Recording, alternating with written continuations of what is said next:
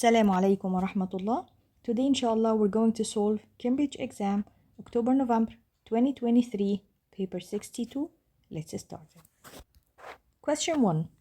Some seashells contain mixture of insoluble compound, calcium carbonate, and silicon 4 oxide only.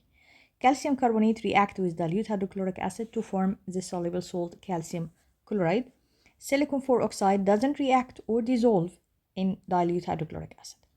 A student wants to find the percentage by mass silicon 4 oxide in the seashell. First, 4 steps of the method are shown. The student grinds the seashell to form a powder. This is the first step. Step 2, the student finds the mass of the powder seashell. Step 3, the student adds the powder seashell in an excess dilute hydrochloric acid and heat while stirring with a glass rod. Finally, the student filter the mixture as shown in the figure. Figure 1, here we have the beaker containing the excess acid. We heat it until all calcium carbonate react. Then we will filter the mixture. As it is mentioned here above, silicon dioxide doesn't react or dissolve, so this residue will be silicon 4 oxide, and here the filtrate will contain the soluble salt, calcium chloride, and of course the excess acid. Name the apparatus used to grind the seashell to form a powder. Of course, we're using pestle and mortar for grinding. Explain why it is important for a dilute hydrochloric acid to be in excess. As it is mentioned here again, calcium carbonate only react with HCl, so we will add excess HCl to ensure that all calcium carbonate has been reacted and only silicon oxide will be left as residue. Name the item of apparatus labeled A and B. Of course, as it is here in figure 1.2, A is a filter funnel and B is a conical flask. The residue obtained in step 4 is not pure. You have to identify one substance other than water that is present in the residue and prevent it from being pure. We will refer back to the filtration step. Here, the residue may contain some of the filtrate, so it may contain hydrochloric acid or calcium chloride. That makes the residue impure. So we have to identify only one substance. We can write hydrochloric acid because hydrochloric acid is present in excess. It will be in the filtrate.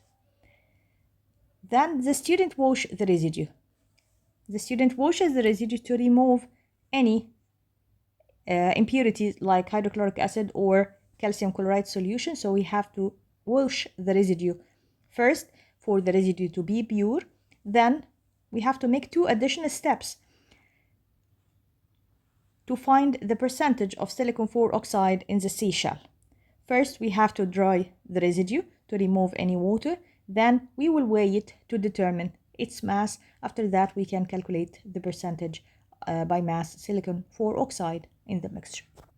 So these are the 2 steps needed for to find the percentage of silicon 4 oxide in the seashell. Then question 2, a student investigate the temperature change when aqueous sodium hydroxide neutralize dilute hydrochloric acid. Here is the equation for a reaction between sodium hydroxide and HCl to form sodium chloride and water. The student makes 6 experiments. Experiment 1, he filled the purette with dilute hydrochloric acid, then run some of the acid from the purette, so we will have another scale on the purette. A second purette will be filled with sodium hydroxide. Again, we will run some of sodium hydroxide from the purette to have another scale on the purette. We will add 1 centimeter cube from the acid to a boiling tube. Then we will add 9 centimeter of sodium hydroxide. So 1 centimeter HCl and 9 centimeter cube sodium hydroxide from the other purette to the same boiling tube. Then we will use the thermometer to measure the highest temperature reached in the boiling tube, and we will measure the pH of the mixture. Finally, we will rinse the boiling tube to make experiment 2. In experiment 2, we repeat everything using 2 centimeter cube of dilute hydrochloric acid and 8 centimeter from sodium hydroxide. Again, we will measure the highest temperature reached and the pH of the mixture in the boiling tube. Experiment 3, using 3 centimeter cube hydrochloric acid and 7 sodium hydroxide. Experiment 4, 6 centimeter cube hydrochloric acid and 4 sodium hydroxide. Experiment 5, 7 centimeter cube hydrochloric acid and 3 sodium hydroxide. Finally, in experiment 6, 8 centimeter hydrochloric acid and 2 sodium hydroxide. As we can see, the total volume in the boiling tube of the acid and alkali added will be always 10 centimeter cube. 2 plus 8, 3 plus 7, or 6 plus 4. In all experiments, we add 10 centimeter cube of both acids and sodium hydroxide. Here we have the table for the volume of the hydrochloric acid added and the volume of sodium hydroxide. As we can see, 1 HCl, so 9 sodium hydroxide, 2 to 8, 3, then 7 centimeter sodium hydroxide, and until we reach 8 centimeter hydrochloric acid and 2 sodium hydroxide.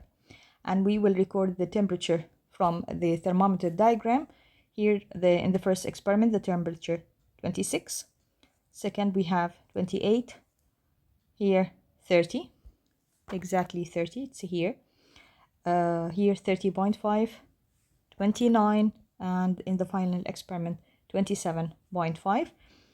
The pH was first 11, then at experiment 4, it becomes 1, 4, 5, and 6. The pH is 1. We have to add a suitable scale on the y-axis. Your scale should extend it 2 degrees above the highest temperature reached in table 2. So here the highest temperature reached is 30.5. Your scale should be at least 2 degrees above 30.5. Here I chose a scale of 0, 10, 20, 30, 40, 50 for the y-axis. Divisions of the y-axis. Plot the result from experiment 1 to 6 on the grid and draw 2 straight lines through your points. The first straight line will be in the first 3 points, and the second, the last 3 points will be in the second line. And extend your lines so they can cross. Here you have to understand something. The point of the intersection between the 2 lines is the point of neutralization, the point at which all the acid and alkali neutralize each other to form the neutral sodium chloride and water solution. And at this point, we will have the highest temperature reached.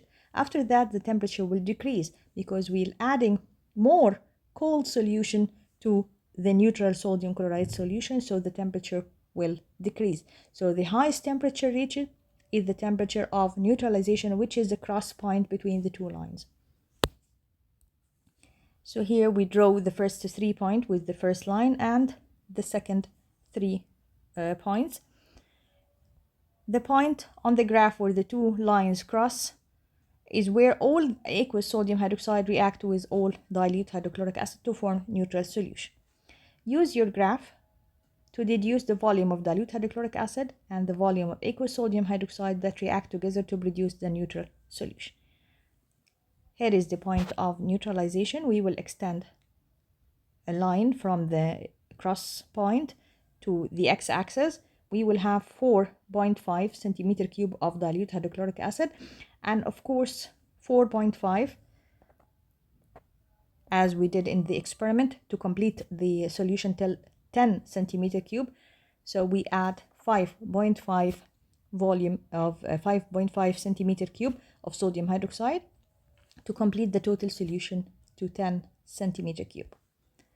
Predict the pH of the solution in the boiling tube when the volume in your answer CI were mixed together. Of course, this is the point of neutralization, so the pH will be 7. Deduce which solution, hydrochloric acid or aqueous sodium hydroxide, is the most concentrated. Use your answer in CI to explain why. The most concentrated solution is hydrochloric acid solution. As we can see here from the equation, the ratio between sodium hydroxide to hydrochloric acid is 1:1. That means 1 mole of sodium hydroxide react with 1 mole of HCl. So we will refer back to the volume of the solution used at the point of neutralization. We will have 4.5 centimeter cube of hydrochloric acid and 5.5 centimeter cube of sodium hydroxide. That's why we're using smaller volume of hydrochloric acid used in neutralization than sodium hydroxide, so hydrochloric acid is more concentrated. State how the pH and the temperature recorded in the experiment would differ if at all, if we use a polystyrene cup in place of the boiling tube. Of course, the pH will not change because the polystyrene cup will not affect the pH, but the temperature will be higher. The final temperature reached will be higher because the polystyrene cup is an insulator. It will decrease the heat loss, so the temperature will be maintained in the beaker or in the polystyrene cup. Of course, it will be higher than the temperature recorded without the polystyrene cup. The volume of the solution used in the experiment were measured using a pipette. Explain why the volumetric pipette couldn't be used instead of the pipette in this experiment. As we know, the volumetric pipette cannot measure variable volumes. It can measure only one volume, so it cannot be used in this experiment. Question 3. The student tests two substances, solid K and solid L. He first dissolves solid K in water to form solution K. Then the student divides solution K into 4 portions to make 4 tests. The first portion of solution K, and he adds few drops of aqueous ammonia. A white precipitate is formed. We have 2 cations that can give this result with ammonia solution: zinc ions and aluminium ions. These are the 2 cations that can give white precipitate with aqueous ammonia. So this solution may contain zinc ions or aluminium ion. The second portion, he adds few drops of acidified aqueous potassium manganate, purple solution. Acidified aqueous potassium manganate 7, already purple in color, so no change happened. That means we don't have any sulfide ions. The third portion, we add 1 centimeter dilute nitric acid followed by a few drops silver nitrate, a cream precipitate formed. The cream precipitate indicate the formation of silver bromide, so here we have bromide ions in solution K. Final test 4. The fourth portion of solution K, we add aqueous chlorine. The solution becomes orange because the solution contains bromide ion, and chlorine is more reactive than bromine, so it will displace bromine from the bromide ion. We have a bromine displaced, that's why the solution becomes orange. Identify 2 cations in test 1. Can test 1 show that can be present in solid K? As we can see here, the white precipitate may be from zinc ion or from aluminium ion. Describe additional tests that could be carried out on the solution K to confirm which of the 2 cations can be identified in solid K. Explain how the test will show which of these 2 cations present in solid K. We have to add excess ammonia. If we have zinc ion present, the precipitate will dissolve in excess, and if we have aluminium ions, the precipitate will not dissolve in excess ammonia. That's how can we identify which ion is present, zinc or aluminum. Identify the anion present in solid K. Anion is a negative ion. Here we have bromide ions. Test on solid L. Solid L is barium nitrate. Complete the expected observation. The student carries out a flame test on solid L. The color of the flame for barium ions, apple green color. So this will be the observation. The student dissolve the remaining solid L in water to form solution L and then divide it into 3 portions. The first portion, the student add aluminium foil, sodium hydroxide, and warm the mixture and test for any gas produced. Because we have nitrate ions, so ammonia gas will produce a gas turn damp red litmus paper to blue. The second portion of solution L, The student add 1 centimeter dilute nitric acid followed by few drops of aqueous silver nitrate. Of course, silver nitrate is the reagent to test for halide ions, and here we don't have halide ions, we have barium nitrate, so of course we'll have no change. To the third portion of the solution, the student add 1 centimeter dilute sulfuric acid. Here we have barium ion, so it will react with the sulfate ion to form barium sulfate, and the observation will be white precipitated format. Finally, question 4. The solubility of solid sodium sulfate in water change as the temperature of the water change. Plan an experiment to find out how the solubility of sodium sulfate in water change with temperature. As we know, of course, the solubility will increase with the increasing temperature. You are provided with sodium sulfate, distilled water, and common laboratory apparatus. So first, we have to measure a known volume of water using a measuring cylinder, then weigh a known mass of sodium sulfate, which should be in excess. Excess means more than the amount enough to dissolve in this volume of water. Add water and sodium sulfate in a beaker and mix using a glass rod, and then some of the sodium sulfate will dissolve and we will have residue because sodium sulfate in excess. So we will filter to remove this excess, which is the undissolved sodium sulfate, and dry the residue and weigh it. We will find the mass of the undissolved solute, which is undissolved sodium sulfate, and we will repeat the experiment at other different temperatures using the same mass of the solute and the same volume of water. So we will repeat the experiment using the same mass of sodium sulfate and the same volume of water, but at different temperature. And every experiment, we will measure the mass of the undissolved solid.